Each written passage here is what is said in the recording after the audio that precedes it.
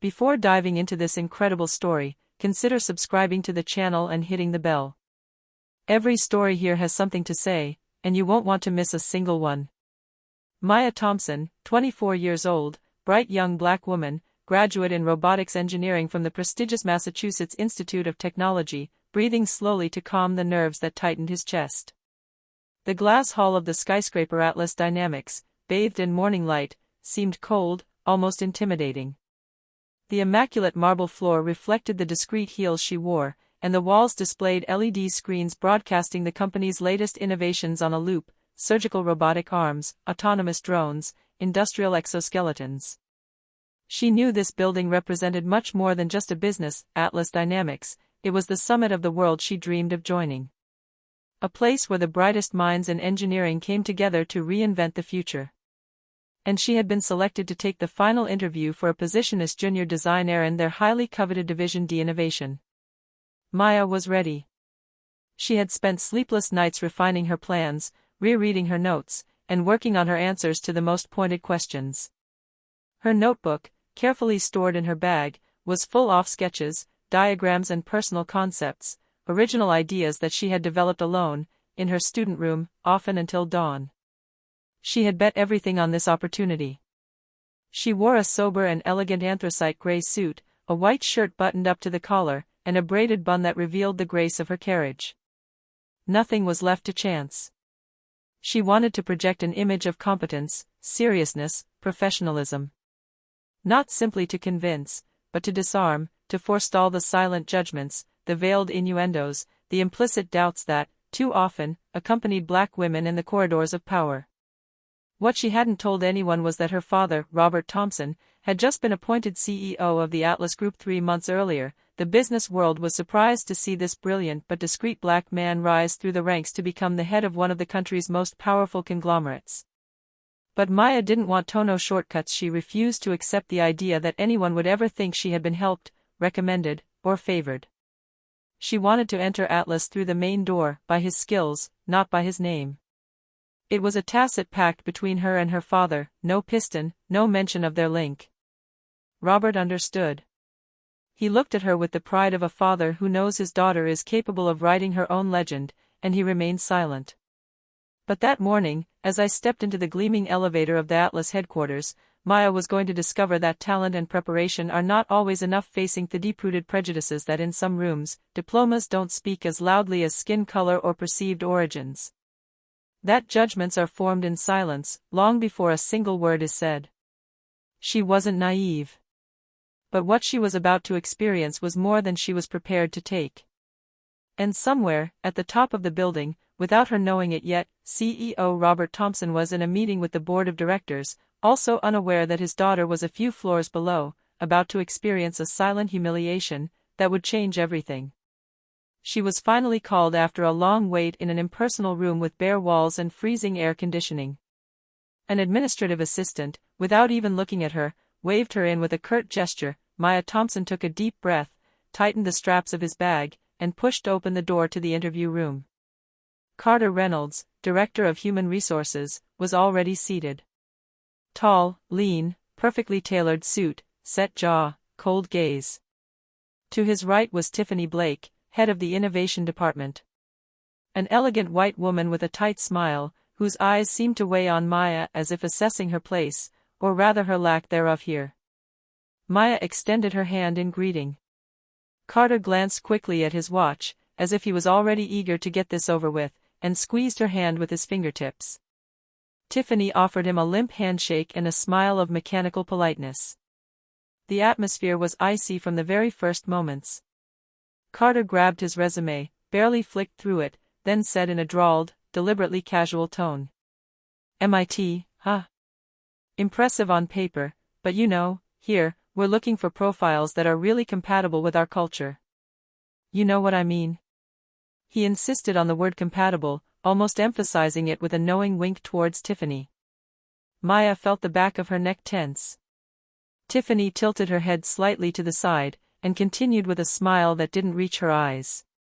You've got good grades, clearly. But, you grew up in the Bronx, right?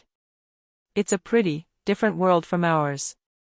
You have to understand that some of the cultural dynamics here are very demanding.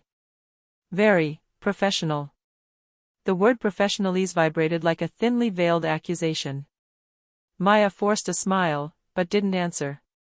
She'd heard these innuendos all her life. You come from a hard place, you don't have our codes, you're not from here. Besides, Carter continued, crossing his arms, you don't have any experience in a large company like ours, if I'm not mistaken? Internships, yes, but nothing concrete in a structured corporate culture. We want to avoid surprises, you understand? Then, without even asking her any real questions about her projects or ideas, they began a series of deliberately tricky, poorly formulated, aggressive questions under a technical guise. Maya, although well prepared, felt that they were not trying to test her, but to destabilize. To lock it in a frame where it could not shine. She attempted an opening. Calmly, she took out her notebook, ready to show the prototypes she had drawn herself, her annotated sketches, her concepts on adaptive control algorithms. She gently placed it on the table. But Carter raised his hand. No, that won't be necessary. We'll call you back, if we ever have something, a little more suited to your profile. He closed his pen with a small click, then added, with a wry smile, almost amused. Maybe in our maintenance department. Or logistics, who knows? Tiffany stifled a small laugh. Maya felt her heart pound in her chest. A lump rose in her throat, burning, full of humiliation and suppressed anger. But she refused to look down. She calmly closed her notebook and slowly put it away. She could have confronted them, told them who she was. But this was neither the time nor the place. She didn't want to give them the satisfaction of a reaction. So she stood up, straight, dignified, looking into his eyes. Thank you for your time. And she left, without trembling, without turning around, leaving behind her two executives frozen in their arrogance, unaware of the earthquake they had just caused. As she left the interview room, Maya closed the door quietly behind her.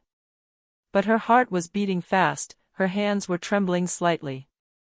She had contained her emotions in the room, but now that the mask was falling, she felt humiliation burning in her gut. Every word, every condescending smile, every contemptuous look echoed in her memory. She was about to turn toward the elevator when a familiar figure appeared at the end of the corridor. A tall man, dressed in a perfectly tailored midnight blue suit, was striding forward with purpose, a file under his arm. His presence commanded respect, and the employees he passed instinctively moved out of his way. It was Robert Thompson, his father, and the CEO of Atlas Dynamics. He stopped dead in his tracks when he saw his daughter's closed face, her red eyes, her jaw clenched. He knew her too well. He immediately read in her expression that she wasn't just disappointed. She was hurt. Maya? He asked, worried, approaching. What are you doing here? She hesitated, looking around as if afraid they might be heard. Then she answered in a low voice, her throat tight. I was interviewing. But I think it wasn't the right place for me. She looked away, but her father saw the tension in her shoulders, the sadness in her eyes. And that was enough. Robert said nothing. He nodded slowly, then turned around. His normally calm and warm face hardened like stone. He walked toward the door his daughter had just left, and entered without knocking. Inside, Carter Reynolds and Tiffany Blake were in the middle of a sarcastic conversation, laughing under their breath. MIT engineer, but without any presence. Have you seen her, with her little notebook? Carter said with a sneer. Typical. Lots of ambition, but zero cultural fit. The Bronx. I mean, seriously. The door slammed. They turned around. And they would complain. Their laughter choked in their throats. Robert Thompson, the company's CEO, had just entered the room. He wasn't scheduled for this meeting. He wasn't supposed to be there. But what really terrified them wasn't his unexpected presence, it was his gaze. An icy, impenetrable gaze, sharp as a steel blade. Mr. Thompson. Tiffany stammered, getting up quickly. We didn't know you'd be here so soon. Carter, pale, straightened up in turn, attempting an awkward smile. But Robert didn't give them time to talk further. He walked slowly to the table, calmly laid down his file, and then looked each of them in the eye in turn. "You just missed one of the brightest young engineers of her generation." He paused, "and incidentally, my daughter." A deathly silence fell over the room. The atmosphere became suffocating. All that could be heard was the distant ticking of a wall clock. Tiffany paled further, her lips trembling. Carter opened his mouth, but no sound came out. Robert crossed his arms. "I listened to you, behind the door. Your remarks. Your sneers. Your arrogance." His voice was low, controlled, but each word resonated like a clap of thunder. "You've also just revealed what kind of corporate culture you foster here.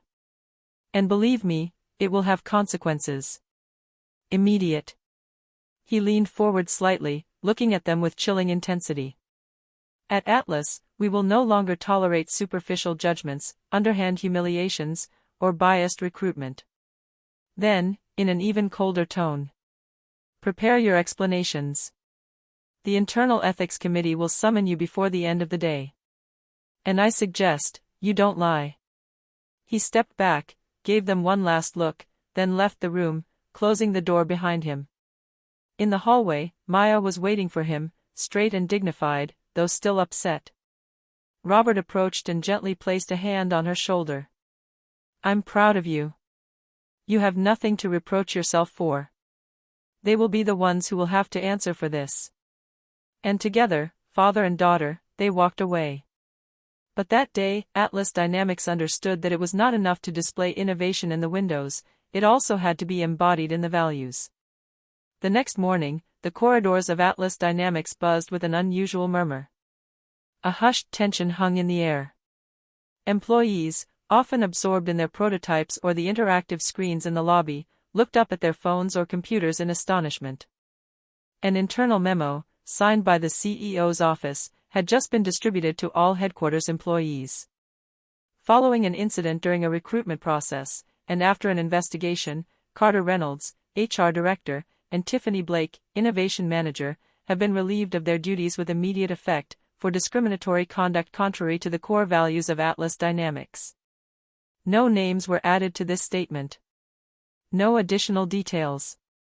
But walls always have ears, and very quickly, everyone knew, the brilliant young woman they had scorned during an interview was none other than the CEO's daughter, but even more, a genius engineer that they had not been able to recognize.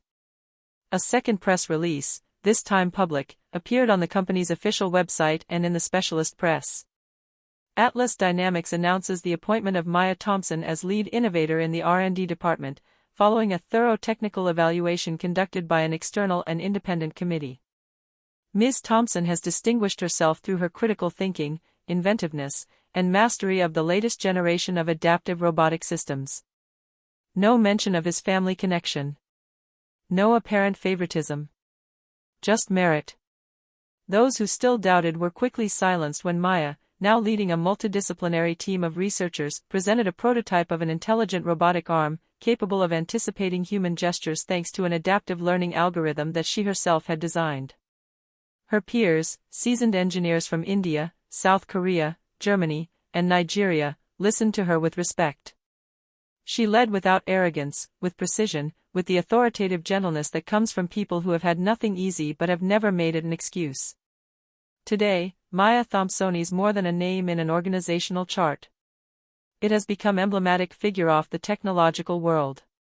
It gives conferences at major universities, speaks to packed rooms at international summits on ethical innovation, diversity in tech, real meritocracy. At an event at MIT, in front of hundreds of standing room-only students, she briefly recounted the day when everything almost went wrong. She didn't name Carter or Tiffany. She didn't even mention her connection to her father.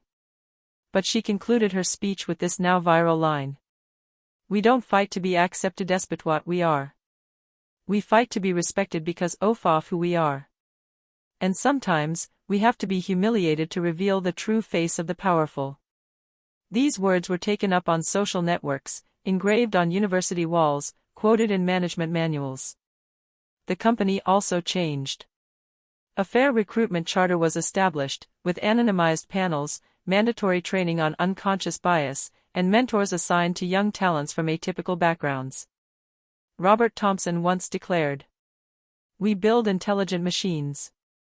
Now it's up to us to build a humane culture." One summer morning, in a high-rise office overlooking the New York skyline, Maya reread an email from a young applicant from her own neighborhood, the Bronx.